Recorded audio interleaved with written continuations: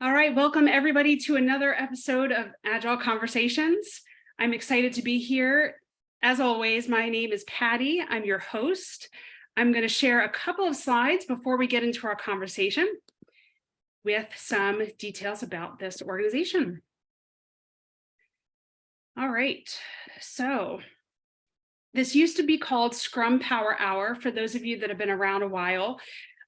We did do kind of a rebrand and a vote of the community because this has morphed into conversations with Agilists, whether they're in the beginning of their journey or more towards the latter stages of their Agile career. But the focus is on talking to people about their journey.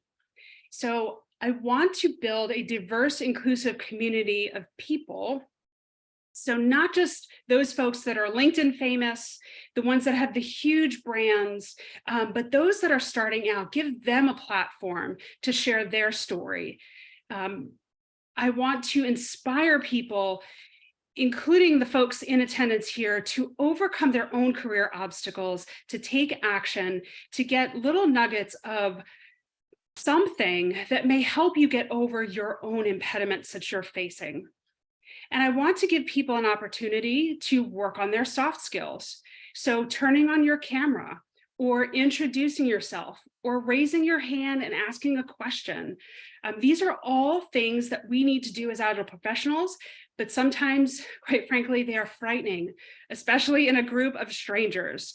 So this is definitely a welcoming community. Some of these folks have been around for a long time. Connect with them on LinkedIn because we want to help each other along on our journey. So you probably know me if you showed up here, but I do post content on LinkedIn all the time. I've been doing it for about 3 years, and I founded my own company called Agile Mindset Consulting with the idea, first and foremost, to help Scrum Masters, but also to help all those other roles that really support the Scrum Master. And in doing so, I realize we need to hear from all the voices here because this is a group effort to transform an organization. So I do Scrum Master training, but I also do other workshops and speaking opportunities in companies. So today we have a treat for you, of course. Another member of our community is going to be speaking with us about their journey. You may have seen the LinkedIn survey, and Tom, I don't know if you've seen this recently, but I put out a survey to see what do we want to hear about. And Tom, this was actually your suggestion months ago to put this out before the guest comes on Tuesday. So you can see a lot of folks want to hear about how to work well with their PO, among everything else you're going to share with us. So that's what we're going to talk about today. How to work with well with your PO, but also what is it like to be a PO? Let's gain some empathy for this role, especially if we do not play this role at the moment. So this is a bi-weekly meetup, but as you might have seen in my newsletter that comes out on Monday, I'm going to be taking a little bit of time off for the summer. I'm going to be going on a vacation, very excited about, to Turkey for a couple of weeks. I'm going to come back. I'm going to kind of recharge myself, work on some other things, and then we'll be back to go at a later date in the summer. So I just wanted to give you all a heads up about that. But as I'm still admitting people, I'm going to stop sharing my slides, and then we're going to get into our conversation. Stop share. So I always have to ask, Tom, are you ready? Yep, good to go. I'm like, I hope you're still here because you never know what happens with the internet, right? Now that I've unmuted myself. Yeah, absolutely. All right, so we've already said your name. A lot of us know you, but the first question always is, introduce yourself, tell us your name, where you live, and describe what you're currently doing in the Agile world. Wonderful. Sure. Well, hi everyone. Great to see returning people. Great to see new people. It's always good for the community to grow. So, welcome everyone. So my name's Tom. I'm a product owner. I live in Wellington, I have a very strange accent because I grew up just west of London. Then I moved to Sheffield in the middle, in South Yorkshire, which has a very different accent. And about 11 years ago, I moved here to Wellington. So it's been an interesting geographical, metaphysical career journey. I have a background in technology. I was a Oracle DBA for a while. That's what got me my visa here, and we'll come to that in a bit later. And from that, I've gone through infrastructure, through team leading, through leading app development, but I'm rubbish at code. And I found myself in Agile. I found myself in product owner, and it's been a destination I've wanted to get to. Something I've wanted to understand. It's been a very interesting journey, and I'm thoroughly enjoying it. So now I work for a small startup. I say startup, it's 12 years old, but it's tiny. And we're doing some good things. It's fascinating to hold a lot of an organization in your hands, because if you work for a big organization, then you're a relatively tiny cog. And I've been that for most of my career. But now I'm holding, as a product owner, I hold the product, the organization in my decision-making hands, which is an exciting place to be. It really is. Yeah. That's me. Well, thank you for that introduction and giving us a little bit of background. And as you said, we are going to get into your career journey and all of those steps that you took unknowingly that landed you here, there, so to speak, in New Zealand. But before we get to that, I always ask the guests, how do we know each other? Because you're not a random person that just shows up here and talks. We have a relationship, and it's always important for me to stress networking and building relationships in this community. So give us your background, and then I'll kind of fill in the gaps a little bit. For sure. Well, my third position here in New Zealand, my boss at the time said social media is a good thing. Employers are looking at social media more and more, and LinkedIn is the preeminent platform. So I got myself a LinkedIn page, and I started growing connections, posts, people I know, interests I've got, and I started bringing all those things in. And one of those things that I explored and found was the world of Agile and Patty.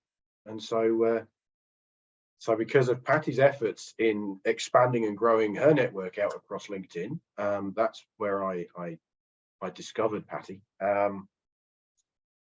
And then discovered the wisdom and the sense, and things started falling into place, and it started connecting. And I thought, this is a person that I'd like to hear more from. I'd like to connect with, and here we are. Yeah, and I think that I don't quite remember. Sometimes it's hard to remember, especially, COVID has kind of warped our sense of time. I don't remember exactly when you showed up to this meetup. It might have been 2 iterations ago when I was doing the Agile roundtables. And then you kind of went on your way and did some other things, and I kind of pulled you back in, and then you started coming again. So I think you kind of came and went a little bit. Yeah. But I do want to point out, you've been around a while. Yeah, I think I definitely remember the Agile roundtables. I think it was really, really early when you started doing these community get-togethers under various names. Yes. Then yeah, I lost the invite, I lost the link, and I got stuck into that sort of introverted, it's been too long, I don't want to go and say hello to anybody now, because it's weird to go, hi, do you remember me from 3 years ago? Right. Because it is weird. And believe it or not, I am quite an introverted person. So it was a bit of an odd moment. And then this post happened, and I was like, I've got to respond to this. This is great. I'm in. And the conversation started again. And then, yeah, like you say, I came back into the fold, and I discovered a community that had grown exponentially since we lost contact. It was really good to see. So your trajectory has been up and up, and this community's growing and doing really well.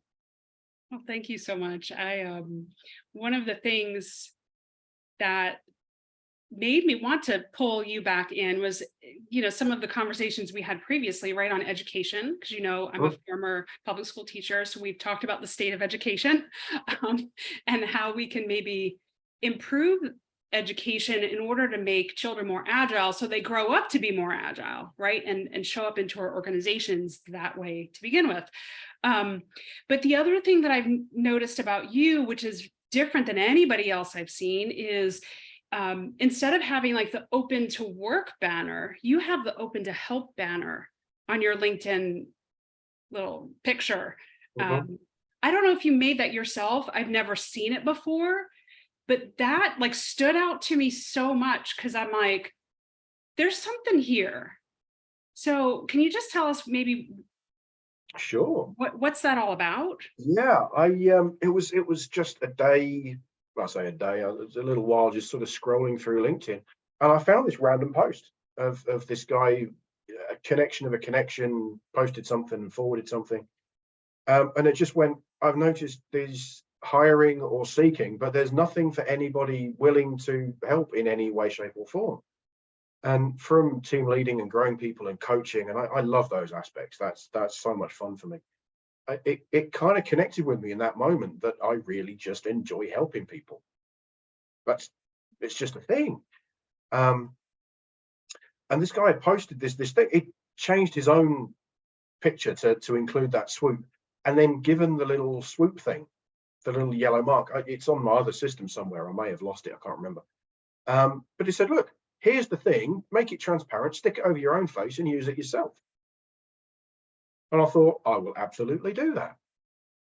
So here we are now. Like, that was what, 3 years ago or something. I put that up there, maybe even more. And yeah, I'm absolutely open to helping. Yeah. In fact, there's even a member of the community now watching me. Hi, who I had a Zoom call with, and we went through some aspects, and we built a backlog and a Kanban board, and it was great fun. And I'm loving helping. And by the way, that reminds me, I must catch up with you. You know who you are. I'm going to send you a LinkedIn ping later on to find out how you're going. Awesome. Thank you for sharing that. I know that Mm, you come across to me as a very genuine, helpful person. thank you. um there's something, I always talk about energy. My background is yoga, so I don't mean to sound strange like that, but there's an energy about you which makes people attracted to you and know that you're sincere, that you want to help people. So please feel free to reach out to Tom, because I know he's open to help. But I want to get to your career journey, because when we were chatting a few weeks back, or maybe it was one of the emails that were going back and forth. I think it was. Yep, because I was talking about the diner outside my window. And you Mhm, said something about how you built some big steel structure and mhm. they realized it wouldn't fit through the door and you had to Absolutely. cut it down and then move it through the door and put it back together. Yep. And you said you used to be a steel worker. And I was kind of like, in the cartoons, like, what? Like you were a Yep. steel worker? Like, number one, I didn't know you were from England. I didn't know you were from Sheffield, which used to be a huge steel town, kind of like Massive. Pittsburgh here. Yep. Um, how in the world did you go from being a steel worker, like forget the product owner, we're not there yet, right? How do you go from a steel worker to a DBA, and like why did you do that? Yeah. Yeah. So, oh man, I a lot of what I think happened was fortuitous timing. So the internet exploded in the mid to late 90s, and that was my mid to late teens. So just as the world was becoming more connected, um, that's when I was really starting to look for a career. That was my early and mid 20s. So I went to technical college. I always wanted to do something with my hands. I'm a vocational person, not an academic person. I'm a builder and doer more than a thinker, whereas I've become more of a philosopher as I've got older, which is very strange for me. So yeah, I went to technical college, and came out of that with an engineering qualification, and I went took that into a company which is probably no more, so I won't be doxing them by telling you. It's a guy called Bob Knight, ran a theatre and TV set construction organization. So big workshop, half of it was steel, half of it was wood and paint. And yeah, I spent 2.5 years doing a welding fabricating apprenticeship, where I got to chop up steel, glue it back together, and it was basically fun times. And that's where that story came from. Was we built this? It was about a 4-meter structure. It was a piece of theatre set design. They wanted an overhanging piece for the stage, and it was huge. It was huge, and it was complicated as well, and it was weirdly shaped because it was supposed to be kind of rocks and boulders and waterfall kind of situation. So it had all these weird knobbly bits and angles and things that you had to calculate and work out and cut into steel, which it was mentally challenging more than anything else. And we built this thing, and it was absolute artistry. We were so proud of ourselves, and the paint crew had done such a great job, and everything was wonderful with it. And then one of our yardies, the guys that load the lorries, who are traditionally the school dropouts and the guys that aren't supposed to think well, takes one look at this thing and goes, "Fellas, do you know how big the door is to get this thing into the theatre?" And we just sort of looked at it and went, oh God, no. So we had to strip all the wood back and chop it up and make bolts. It was just a nightmare. And of course, it needed to be shipped that day, so we had that day to do it. It sounds like software development. Exactly right. You come up with this, that lesson that day has transferred all the way through 20 years to today, where you look at a requirement that says, I want a piece of software that does this. And there's always a little part of my mind that goes, access. How do you get it into the theatre? So how do you integrate it with the existing environment? Excuse me, I need to turn that off. How do you get it into the environment? How do you integrate it with something? What is there in the customer's environment and setup going to impact your software and your software development? Because that's access, right? I mean, never mind security and user access. And that's just one of the little things from my broad and varied wandering, meandering journey into product owning. Because I was doing the steel work, I wanted to move out of home. A couple of guys that I knew, they were going to uni in Sheffield, so that was an obvious destination. City of steel, easy place to move out to, ready-made housemates, perfect. Nobody told me that the steel industry died. So, learn something there, do your own research, that's important. And of course, I just moved out and it was my early 20s, and so experimentative years. So I bummed around a bit doing some interesting jobs. I was on the design and build office for a big building site where we were dealing with like many millions of pounds worth of stuff, and I saw foot-thick concrete bend. That's an impressive thing when you're standing underneath and you're watching the big slab move as this 50-ton crane went over the top. It was an eye-opener of scale and coordination. Again, lessons. So every experience you take, every career that you have, every life moment, because I know we've had a former guest who found themselves on the wrong side of not having anywhere to live. I shared that experience, thankfully only for a week or two while I was living on friends' sofas. But you know what? It's come from almost nothing, and I've built myself back up. But there's lessons all the way through that you can take, and every sort of life step, career step, relationship step, there's a new lesson to bring forward, and it makes you a better person. And I think I figured it out. I don't know, I must have been mid-20s when I realized that everything I was doing made me a bit better for the thing I was about to do. So I've kind of been iteratively improving for 15 years, which has been great. But of course, that wasn't doing terribly well, so I decided to smarten myself up. Started with entry-level jobs. I was a call center person for 2.5 years, doing gas billing and electricity billing. You wouldn't believe it, right? But that's it, me on a phone. G'day, how can I help? 50 calls a day, and 49 of them were people yelling at me. It was kind of soul destroying. More lessons learned. I got the greatest grilling in that call center's history. There was different grades. You know, there was the at your desk at the bottom of the office, outside by the toilet. That was a really serious one. Mine was in the car park. I was gone. It was out of there. So good. But instead of yelling at me, that manager said, how do you look? You're good at this. And this is a great coaching moment. This has stuck with me. You're good at this. You're good at what we can do. I should be promoting you. How the hell do I promote you when you're like that? I had no answer. And what a brilliant coaching moment. This guy could have torn me to pieces, fired me on the spot for what I did, because it was bad. But no, gave me a learning opportunity, gave me a growth opportunity, gave me something rather than tear my career away, my job away. 6 months later, I was promoted.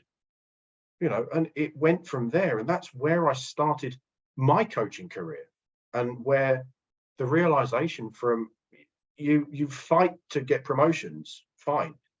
But the point is, you do that by being better at what you do, and then you help and support those who are underneath. That's a terrible word to use, isn't it? You know, you help those that you can.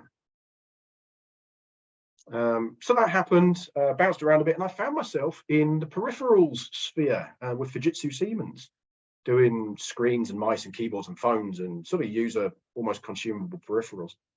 That went pretty well, had some fun with that, and that led me to the tech industry. My housemate was working for British Telecom, and I wanted to smarten my life up. So I was in my mid-20s, and I looked at my life and I went, you know what, Britain isn't giving me what I need. Bit of introspection, right? So I need a career that's going to give me the world, something that I can transport and take out to everywhere. So I need a global technology that I can get into. My buddy was working as an Oracle DBA at British Telecom, the global database center of operations. And I thought, brilliant. But do me a favor, see if you can mention my name. And it just so happened that somebody left. They moved on. Their seat was open. I got mentioned, and bang, I'm a DBA. I'd never seen Oracle before. I'd never seen Linux before. I'd never worked in a room with only one window before because it was secure. I'm like, oh, hell's teeth. So, you know, there's a lot of talk about scrum posture and faking it till you make it. Well, and I was going to say the living embodiment of faking it till you make it. And like Anu said, right? Learn it till you earn it. It's right. Even though, and like I experienced this myself today, right? The same thing. I'm in conversation, I'm sitting in meetings with people that are talking way above my head, and I have to stay calm and realize, okay, I have a lot to learn here, and I can't be afraid to do it. Exactly. That's the mentality, is that if you're the smartest person in the room, you're in the wrong room. Absolutely. You have to step out. You have to go to play. I mean, I spend a lot of time talking to our CEO, because I'm not a CEO. I don't know how CEOs work, but the level this guy works at and the things I'm learning, brilliant.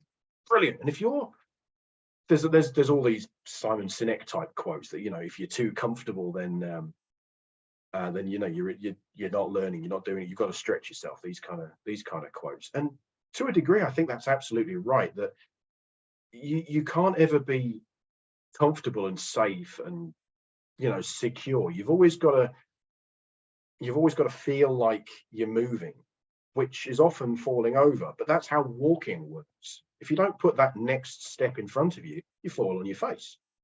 But you've got to tip over to walk, right? You've got to be off balance. Yeah. So I love, first of all, when we talked a few weeks back, I'm like, I didn't know that you traveled, but you made that your priority. And that's kind of like, that's where your goal is.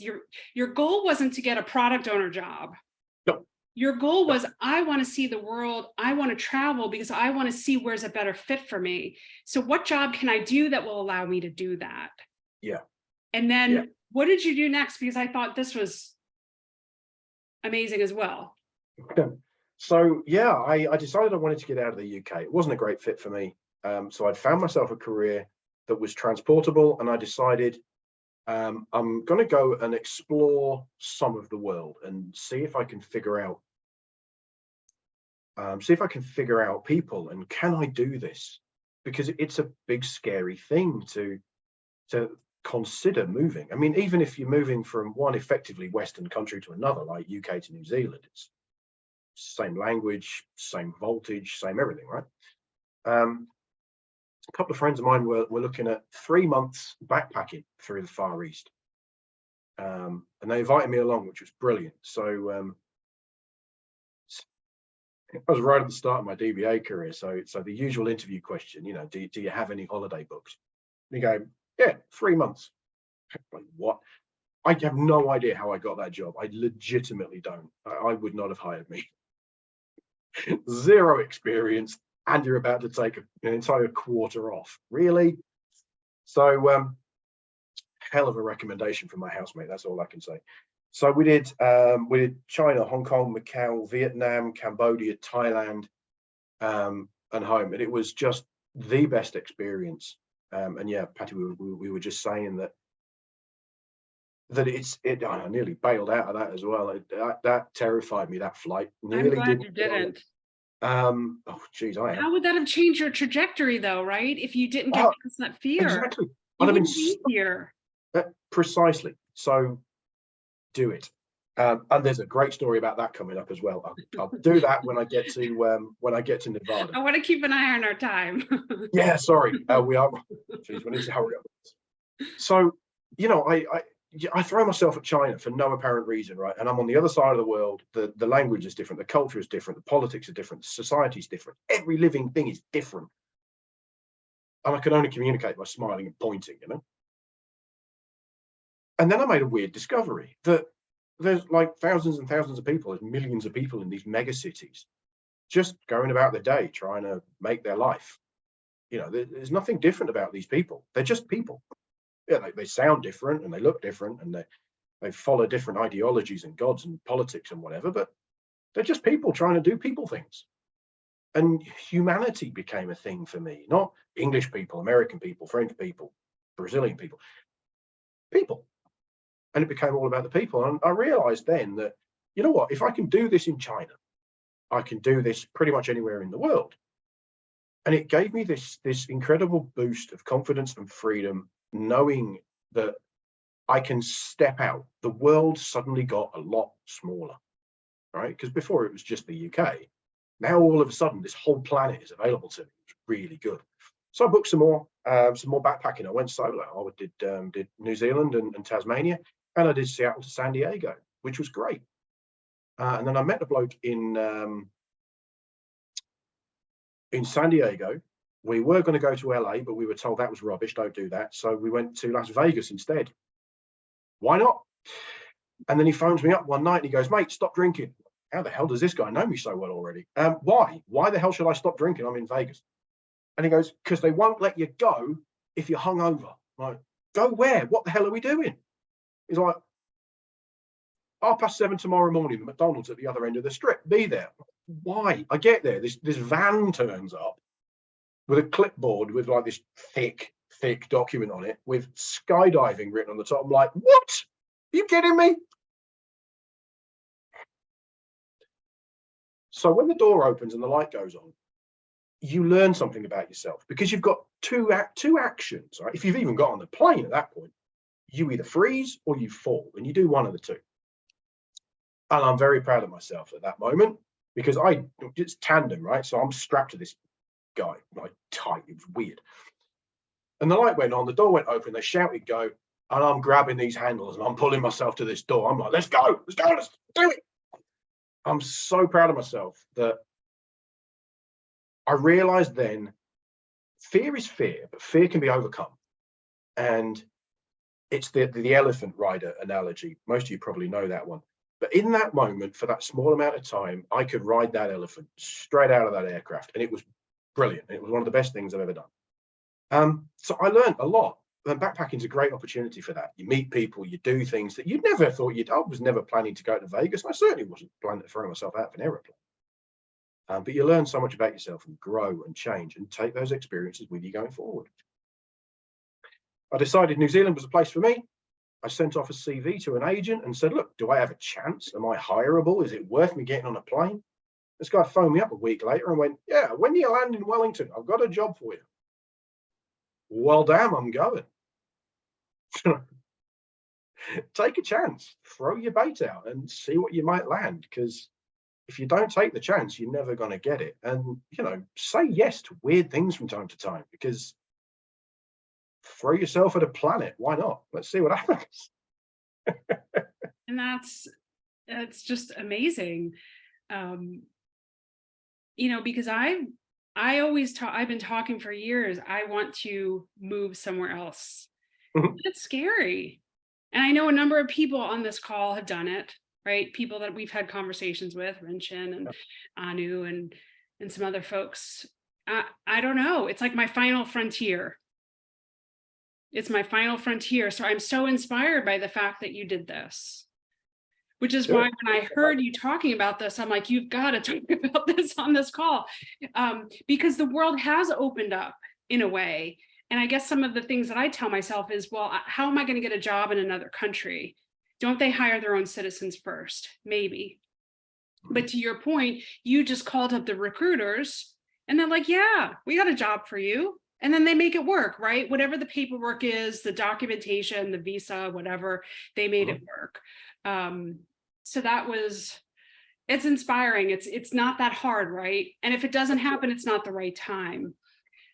Yeah, I wouldn't say it's not that hard, because I had to put myself. Yeah, of course. 4 years of experience in being a DBA.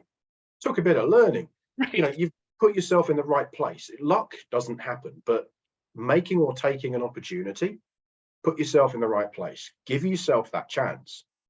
But that's the point. It's about giving yourself. And something that's just triggered, actually, all of my best career moves have not come from sending off a CV to can I please have a job with you? They've always been referred, or by chance, say chance, because you've got to put the work in, right?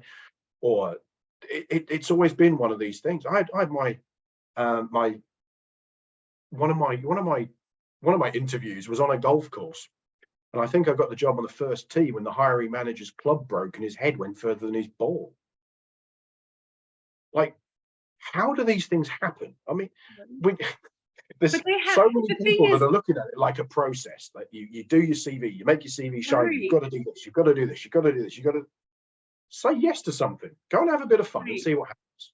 Things happen all the time. You just have to have the courage to take them. And I think as humans, we are taught you've got to follow this path in life and you've got to force yourself into this path. This is the way you do it. And for whatever reason, we can't break out of that, despite the fact, and I'm saying this in my post, was it yesterday or today, that we've been programmed to treat our careers like it's a project. I'm going to achieve this role by this date, and I'm going to follow these steps, and I'm going to make it happen. But to your point, and to everybody else's point that comes on to this call that I talk with, their career has all happened by accident. They see something, they raise their hand, they have the courage, they learn a new skill, then they just repeat. And that's happened with you as well, which is awesome. And that's why I feel like we said before we logged onto this call, all the people that we've had on here, I'm like, you all have the same story, right? Different places, different faces, different backgrounds, just people, all living the same life. Right.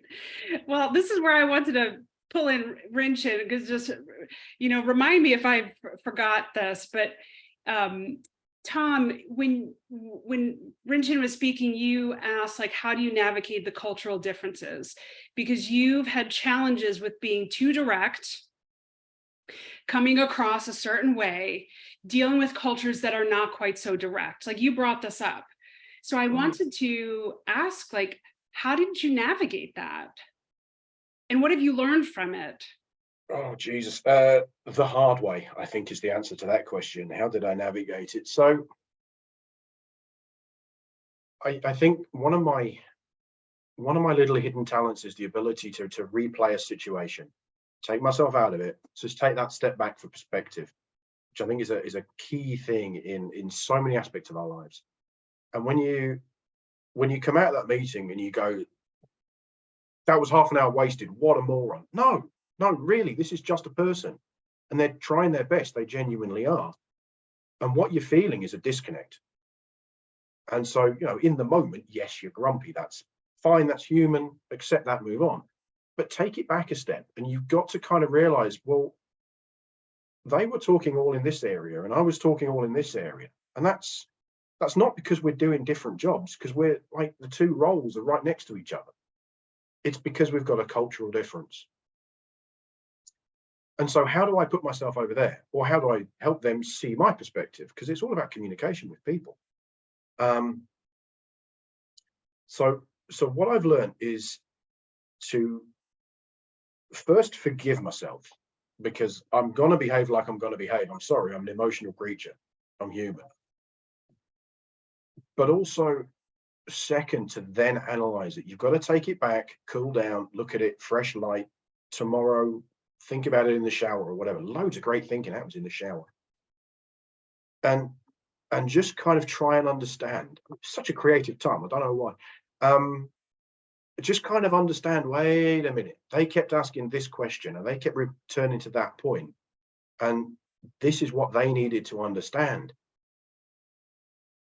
And sometimes it's external and you go, mate, we had this meeting and we've had 3 of these meetings and they've all ended the same and we're at deadlock and I can't figure out why. And sometimes it's just a coach you need, or an experienced mentor, or somebody that's done the same thing that says, mate, you happened with me and one of our outsourcing teams, that you can't do it direct ever. You just can't. You've got to do it from all the different angles, all the way around, and explain things in every different way. And I'm like, okay. So I tried it and the conversation went better. But of course, we're human, we're emotional animals. So there's all the remnants of the previous conversations that have gone really badly. So it took some time to rebuild that trust and rebuild that communication. But then, of course, once they started realizing I was speaking their way, their cultural, this background, then all of a sudden it was like, okay. And we started making progress and things got faster and better. And now all of a sudden things are kind of on track. We had a bit of a wobble this week, but yeah. So I've learned the hard way by making the mistake in the mistake, but reacting and responding are two different things. Reacting badly and then taking it back and analyzing it. And if I've got the answer, great. Or if I haven't, I'll ask. Yeah, I think it's about being humble and having the courage to say to to the person, which can be even more uncomfortable if you don't know them or it's emotionally charged. Hey, I may have said something I don't understand. Can you help me understand things from your perspective, right? It just takes a bigger person to take a step back and realize that you've got to do that. And that's a lot of what working in Agile is about. Putting yourself in the other person's shoes. And sometimes you have to ask them, can you tell me about your shoes? Because you just don't know. Yeah, absolutely. And as I'm aware of time. I'm sorry. So yeah. And as a product owner, for example, I care that the definition of done is met. How, by whom, I don't mind. So whatever culture you're in, whether you're in a direct culture, an indirect culture, whether you're in an aggressive, go for it, goal orientated culture, or whether you're in an approvals based defensive kind of culture, hit my definition of done within the time box and we're peachy. And it's for me to understand and listen and learn and read and understand that I'm talking to hard hitting go-getters, or I'm talking to sort of softly, gently.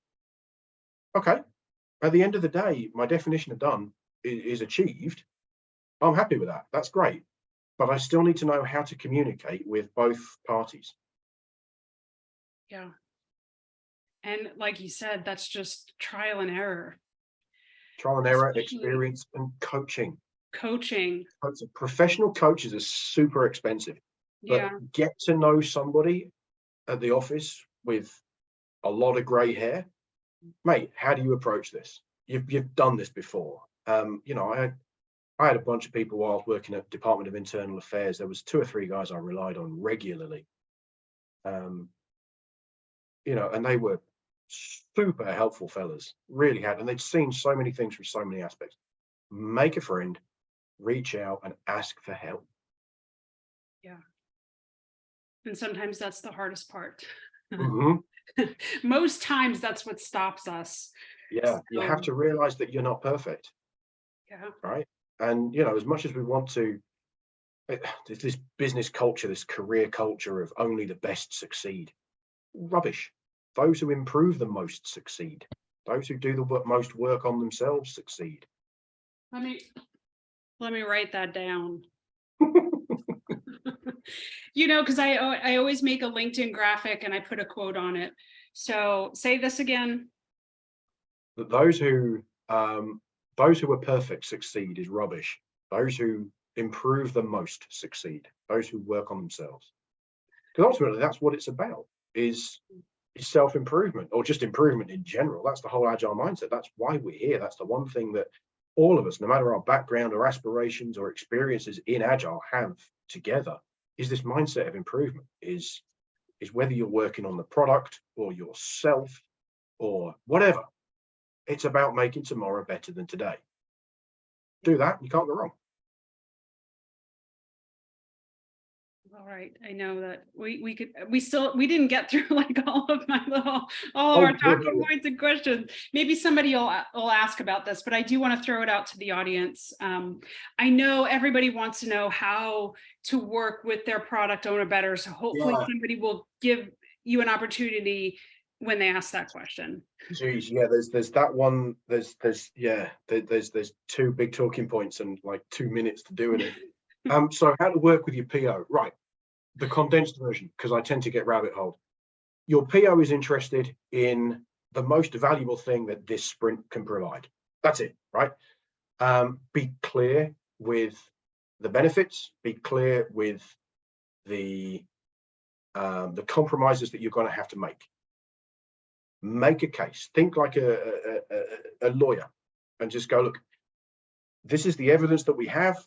The customer wants this and it will cost that and whatever, right? And you go, this is why we want this thing, and this is why it's a good thing. And your PO can immediately ingest that and go, good, I know where that lives in my priority list, bang it the backlog, and we'll set it in play. And that's really what it is. And trust your PO, because your PO wants the best for the product. And if, in my situation, the product is the organization, I have to work very closely with the CEO, so that the CEO trusts me with the direction of the organization. If you're in a bigger organization, you might well have product owners, product managers, program people, architects to go through some of that old school stuff hanging on. That you might have a scaled agile framework. Some of us have got safe backgrounds. That kind of coordination and weirdness, it's still the same thing. The PO is trusted to deliver maximum value for the product, or whatever the hell it is that they're holding, a piece of the product or a bit of the stream or whatever.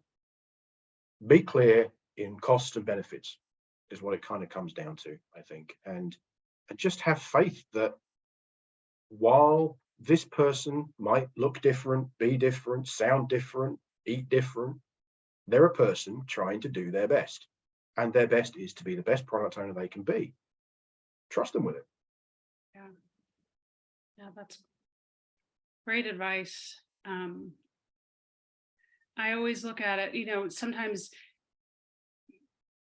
like, I have a business background, so I understand finances and I understand making those decisions. I think as a scrum master or some of these other roles in the organization, it would benefit them to understand business a bit, you know, business 101. How does a P&L work? Who's making these decisions? Why are they making these decisions? Some basic business background will help them communicate with somebody like you or a product manager or people making financial decisions. So yeah, absolutely. All right. I do want to, JR, you've had your hand up for a while. I do want to give people an opportunity to ask questions. Yeah, I have Let's start with JR. Yes, so thank you. So I have several questions, but for the sake of time, I'll just keep it one so everybody Sure. else. So say you asked the PO, how would you work with a scrum master to prevent scope creeps? Meaning the team is in the middle of a sprint and the business owner or the stakeholder in this case is bringing additional item at the middle of the sprint. How would you handle that as the PO? Because it's gonna come through you first before you communicate that to the scrum master and Yeah. how you have the team to work with it. Yeah, that's something that we're facing at the moment because we've got a huge drive on at the moment. So as a PO, this is one of the reasons why we need really clear requirements or really clearly defined targets to achieve, is so that we can weigh these things up and so that we can go back to the CEO or the CMO or whoever it might be saying, hey, we need this thing, make this happen straight away. And like, we can't do that. That's not a thing. You have to have the strength to go back and say to a customer, no, that's really hard to do, to your own internal executives and go, nah, we're not doing that. So strength internally, trust from those around you, really clear information, the ability to communicate, because you're absolutely right. So many people are going to want to push things into the sprint. You also want a really good relationship with your scrum master, because there should be a natural friction between the two positions. But that isn't to say an argumentative, negative, sort of horrible friction, because the product owner wants all of the backlog right now, thank you very much. And the scrum master wants to say, hold on a minute, we can do like this much of it, go away. And the product owner has to understand that and respect that and know that that's what goes on, and has to trust that the velocity coming out of the team, the estimates coming out of the team, is true and honest, so that the PO can go back to the executive or the stakeholder that's saying more stuff now and go, bro, we can do this much and you're asking us to do like this. We can maybe do that in 2 weeks at this current speed, and have that conversation and go, look, we can deliver that then-ish. How's that for you? And usually they'll go, yeah, okay, that's cool. There we go. Because people are flexible. And why somebody else wants all of it now, straight away, thank you very much, same as a PO, because they've got their pressures, they've got their stakeholders, they've got their shareholders, they've got their pressures and things. So of course they're leaning on your organization or on you. And so understanding that and having that conversation, and that's part of the cultural thing, is that you kind of have to learn business drivers as well as technological ones, as well as marketing ones, as well as simple human ones. So I hope that's answered your question, because I could carry on forever. No, yeah, thanks. It helps out because a lot of I have few of my colleagues that are in a much crazier environment than I am. They don't, some don't get along with their POs, or there's a friction on things are done without them being involved, whether it's a scope creep coming in. Yeah, it's a whole crazy. It's a crazy world. It is, and I think understanding the 3 main pieces of Agile, the dev team, the PO, and the Scrum Master, and respecting those other 2 parties, no matter where you might be, you have to study a bit of Agile to learn where those boundaries are. And if I don't know your situation at all, but if there's interpersonal friction, then that needs to be worked out. And usually your Scrum Master's the one that holds those meetings and goes, look, you're having a problem with a PO. Why? Understand this. Yeah. Because the PO kind of should not be talking directly to the dev team saying, hey, make this happen or go faster. That's the worst conversation. Go faster. Your velocity is not high enough. Never do that. So if that's the conversation that's happening, because that's usually the common one, you've got a problem with your PO, and your Scrum Master needs to step in with a big stick and say, get off my dev team, back right off. That might be the conversation you're missing, but I don't know. But look, hit me on LinkedIn. I'll put my thing in the chat in a minute, and happy to help. All right, sure, thanks. No, every company thinks they're a special snowflake and we're different. And I'm sure you all have heard that. It's the same everywhere you go. I mean, yeah, Adam has a question about toxic environments, right? You don't want to work in a toxic environment, but you also have to understand that people are operating from the stories that are in their head. This is all human psychology, right? They're operating from the fears, the base level fears that they're going to lose their job, that they're going to like anger the wrong person and that person's going to get them fired. Like there's all of this going on underneath the surface, whether people want to admit it or not. Yeah. So going into conversations, knowing that that's what's going on in people's minds, you can approach them from a different perspective and talk to them like they're humans. Like, hey, That's, what's going on today? yeah, I noticed this is happening. Like, what do you think about it? Right. And it's amazing when you approach people in that very casual way, you all of a sudden seem less threatening and they start to tell you stuff. yeah. We haven't been able to touch on it, but models is one of the things. And there's a thing that my former coach mentioned, and that's the emotional bank account.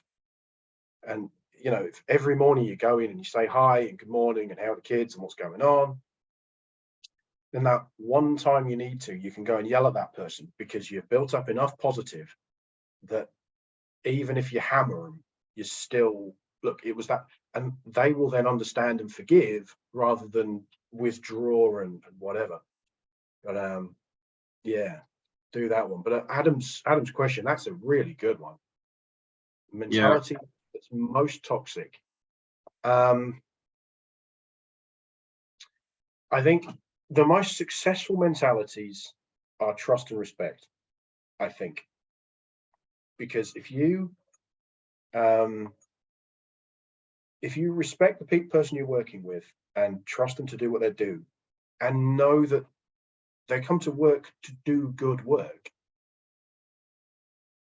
if they're not performing as you expect them to perform, it's not because they don't want to, it's because they may have a limitation put on them by somebody else that you don't know. It may be that they just don't know the answer, right? Sometimes we don't even know there's a question that we can answer. So ask the question before you go in with a big stick and go, you're rubbish, you need to do this. You need, those are two things that I will very rarely, I try and avoid saying those things, because you should do you to the best that you can do. But I'm not going to tell you how to do what you do because you know it better. So trust them, respect them, and ask questions and just go curiosity, I think, and just say, look, have you noticed that this happens? Because 9 times out of 10, the answer is, hell no. Let me look into that. Thanks very much. And all of a sudden, 2 weeks later, their behavior's changed. Try it. Thank you, Tom. Pleasure, man. We have one more question that we have time for, so we'll go with Shellyan. So what have you got for Tom? Hi, Tom. I know that sometimes I find it hard as I am transitioning into project management from a totally different field, which is security and intelligence. And I think people sometimes have this fear of stepping out, which you mentioned, which I tend to grapple with sometimes. Are there any important tips you can give me on my transitioning journey? Balls. Monstrous cojones. Look, you absolutely can, right? The humans are just potential all the way. You will have learned life lessons. You will have figured things out as you've gone through. And how do I see it? So in the world of security, you've protocols and processes and things in place and rules to follow, right? Project management has a lot of the same things. Go read Prince 2 and how to do that.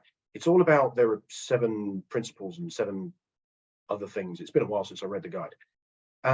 They're just processes and protocols and how to do things. You're already in that mindset. Translate the mindset into just new language. That's only one step. To time, on budget, and all the other things with communication. You're used to classifying communication, for example. Well, now you have to take that understanding of classification, instead of making it secret, confidential, financial, whatever. You go exec level, customer level, pick your stakeholders out and communicate that way. If you just take that step back and you go, well, I've got all these lessons and life experiences and things, how can I translate that? And that's the key, is how, which is an open question, and can, which is a positive framing. How can I, because you're owning it, achieve this goal? And then have the stones to take those steps and reach out, get a coach, get a friend. Always. Yes, and a coach. I mean, I've had a coach since 2008. Different coaches along the way for different reasons, but yes, they are expensive, but they help you stay on track and get you where you want to go. Otherwise, it's too easy to quit. It's too easy to say, I can't do this, to talk yourself out of it. And that's an ongoing conversation that happens all day long. You need the accountability, showing up to somebody to say, these are my goals, and have that person check back with you. How are you doing with it? To keep you on your path. Otherwise, as I always say, like, you just hide under the bed and you never come back out. You stay comfortable. It's too easy to just stay comfortable. It's too easy. Well, Tom, this has been great, as I expected it to be. I know we didn't get to talk about all the things on our list here. Maybe we'll have you back to talk about the rest of them. I'd love to. That'd be great. That'd be great. Tell us how to connect with you, how to find you, and then we'll let you go to the rest of your day. Thank you. So yeah, I'm on LinkedIn. I've posted it in the chat a couple of times, just recently for one. If you're ever in Wellington or this side of the world, hit me up. Love to have a coffee. Coffee is how things are done in Wellington and probably most of the rest of the world too. So if you just want to bounce an idea off me, DM me. I've got my LinkedIn open most of the weekdays. Right. Well, thank you so much. Thank you for sharing your journey with us. As I said, I'm going to clean up the recording, edit out all the the stuff, and then I'll send it out to everybody on Monday, and you'll get to watch it back. Awesome. And learn even more goodness, like I always do. Yeah. All right. Thank you, everybody. Enjoy your Wednesday, Tom, and we'll get the rest of our Tuesday. Thanks, everyone. See you in a fortnight. Thank you. Have a good one.